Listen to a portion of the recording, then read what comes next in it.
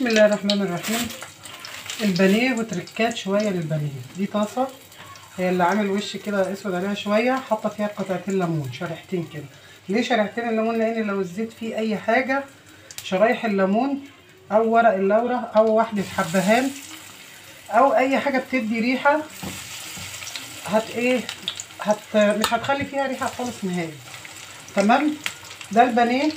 طبعا انا كنت متبلاه قبل كده، حطيته في الثلاجه، طلعته حيقته تاني. ويعني ايه حيقته؟ يعني ملحته من اول وجديد تاني. حطيت عليه شويه توابل وبضايه، حطيت البضايه عليه وقلبتهم لانهم شويه صغيرين، وقلبتهم وبعدين بدرتهم بالبقسماط. البقسماط اللي انا عملت بيه اللي هو جاهز اللي بيتباع عند العطار. والنار كانت عاليه، سخن الزيت قوي، وطيتها شويه عشان البانيه. ادي اول حاجه يستوي، ثانيا ما يتحرقش. هعلي سنه بسيطه عشان البتاع ما تفكش، وهبدا اسوي البانيه بتاعي. دي اول تركه في البانيه. الحاجه الثانيه عندي هنا صلصه عشان هعمل مكرونه. صلصه صلصتها وسايباها. عملت فيها ايه؟ سلقت المكرونه نص سلقه.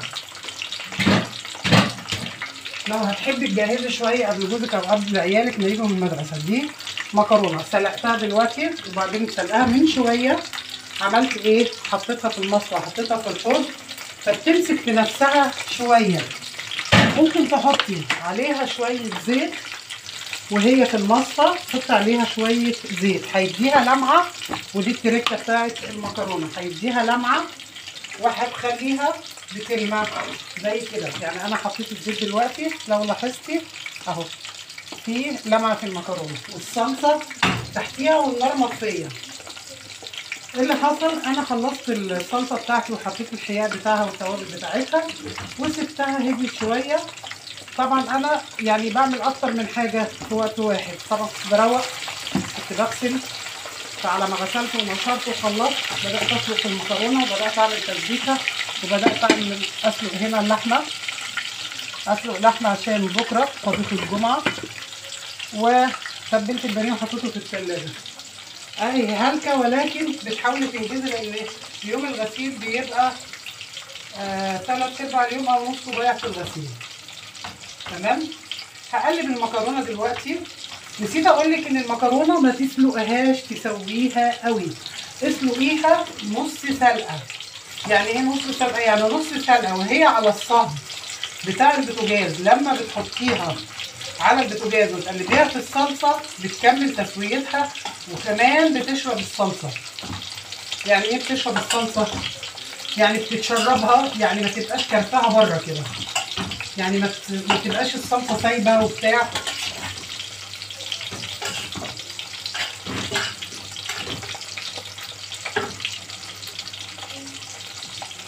ادي اهي لما اتقلبت.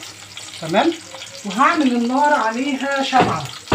انا عملت 100,000 مره وكلنا عملنا مليون مره بانيه ومكرونه. الاكل الشعبي بتاعنا، الاكله الشعبيه يعني اللي مشهوره قوي، يعني اللي هي اسهل حاجه الواحد بيعملها. تمام. هقلب هنا عشان هسيب ده يتحرق. والله بنهج من التعب. يعني انا نحط هنا كمان ناخد واحده رابعه وهبدا اجهز طبق وكلمات وهعمل شويه سلطه وانا واقفه. حطيت المكرونه تسخن بس، يا دوبك تسخن يكون هو جه من الشغل ياكلها. وموطيه النار جدا لان قدامي حوالي ربع ساعه. هعمل شويه سلطه على ما البانيه يستوي. طلعت حتتين اهو من استوى اهو، اللون ذهبي مش محروقه لاني سخنت الزيت ووطيت الزيت وانا بقليه. وطيت النار سوري وانا بقليه. لما بتوطي النار ما بيتشعوطش منه حروفه وما بتتحرقش. ولما يخلص خالص هوريهولكم.